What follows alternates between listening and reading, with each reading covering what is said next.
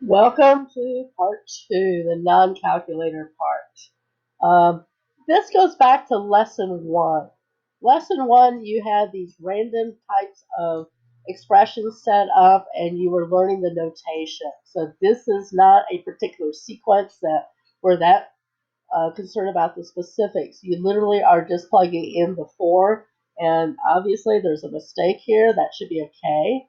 And so plug 4 in, 4 plus 2 over 7 minus 4,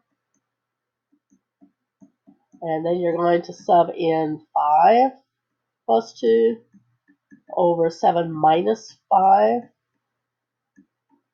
and then you're adding the parts, and then 6. 6 is the top number, so you stop with 6. And whoop, that should be 7 minus 6. And so 4 plus 2 is 6 over 3, 7 over 2, and 8 over 1. So what do we have? 3. 6 divided by 3 is 2.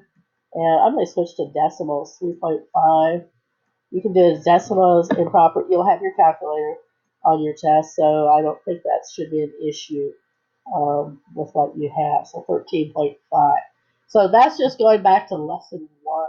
You know what the notation means. And this goes back to lesson 1 too, that you can use the variable of your choice. I'll use K since that's what we just did. So K, looks like I start with 1 and I plug in up through 15. And so 3, what is changing is the parentheses, so that's where I put my K. And it's a factorial over 2 is the same. So, and that's it. Just set it up and stop. Do not actually find this stuff. Number 3 is, and this is great for multiple choice. Which one is arithmetic could be a question. Which one is geometric could be a question. So these were quick little questions. So I'll just probably have one arithmetic, one geometric, multiple choice. Number 4 is find the 31st term. This, as I said, this is meant to be non-calculator. So I usually had numbers that were easy to work with. First term is given. This was sort of a gift because I gave you the first term. And then how many terms do I want? Well, 31. So 31 minus 1 is 30. So even the arithmetic should be pretty easy without a calculator. And difference of negative 3. So negative 90 is the product. Know your PEMDAS. So negative 95 is our final answer on that. If the difference is negative, it should be shrinking. And since we start with negative 5, it goes down to negative 95. Um, Next one, this is the longer one. This is the new one to this year. Arithmetic sequence will probably be a little bit easier than that geometric. So I may just choose to focus on the arithmetic. So 56 is equal to the first term, which we don't know. My seventh term means 7 minus 1, 6 differences do I want. And then this would be 28. And again, we don't know the first. We don't know what the difference is, but 14 minus 1 is 13 differences, is what we're putting on. And this lends itself perfectly for elimination, because all you have to do is multiply by a negative, and the a's will drop out. And so that will be a negative 28, I think.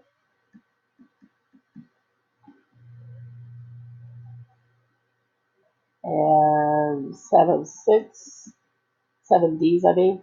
And so D is equal to negative 4. This might be a better one for the test than the other one. And I might do that since I just said it twice now. 6 times 4 is 24. Add that to the other side, and we end up with 80. So the first term was actually 80. So if it says find the formula, I'll put it up here. So any term is equal to the first term of 80 plus, you do not need to distribute this, by the way. I just thought of that as I did this. N minus 1, since it's a formula that we're creating, times the difference of -4. You could distribute and get it more linear looking, but that's fine as it is. That's number 5. Number 6, find the sum. You have to know which formula to use. And since I'm making this open notes test, it should be pretty friendly. So from 300 to 1 is 300 terms. If you subtract and add 1, you will still get 300. This reminds me of that Gauss kid. First term we have to figure out. First term is when we plug 1 in times 5. So the first term is 6. I did not need to do that. First term is 6. And so we need that. And then we need the 300th term is 5 times 300 plus 1. Let's do that. Okay, sorry for my penmanship. I feel rushed because of our YouTube, and I'm checking my paper as I'm trying to look over there. 1501. I could have done that in my head faster, probably. So 150 times, and again, you will have your calculator for this. I may not make it as friendly because of that.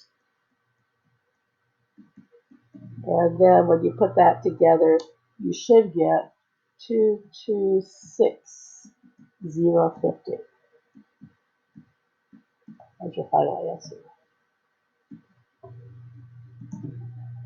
And the last question, converging series, R has to be between 0 and 1, which it is, so it qualifies, so it's not meant to be a trick question. We need to know what the first term is, plug 1 in. Now be careful on this one, you actually have 0.2. Sometimes that turns into 0 exponent, but not this time. And the ratio is what you're raising your power to. So it'll be 6 times 1, or 0.1, so it's 1.2 over 0.8. And so on this one, you can almost do it without a calculator, which is how it was originally designed. And so it's really 12 over 8, or simply 3 halves. So again, I'll try to, if there's questions going into the test, it will be a one-time thing. It's unlimited time, so I'm not going to worry about that. But once you start, I think you do have to finish it in either format that you're working with. I do expect integrity, that you're not checking your book, so have your homework. This is sort of my indirect way of looking back at what I assigned, and if you have your homework there, as you go through that. But you can have a formula sheet out. I may supply a formula sheet somehow that you can print up also, which I think I already have. But you would have that, so hand copy, index card, whatever, so that you would have them easily accessible. Usually I would not have uh, labels, but I have to be okay with that with this condition. So it's just working together. I'm more concerned, are you learning this stuff? And these are things that could be seen at most probably in Calc 2. So I don't actually will have you look at this again for my classes, but they can show up on ACT, the basic questions still, or an SAT test. So on that note, happy reviewing.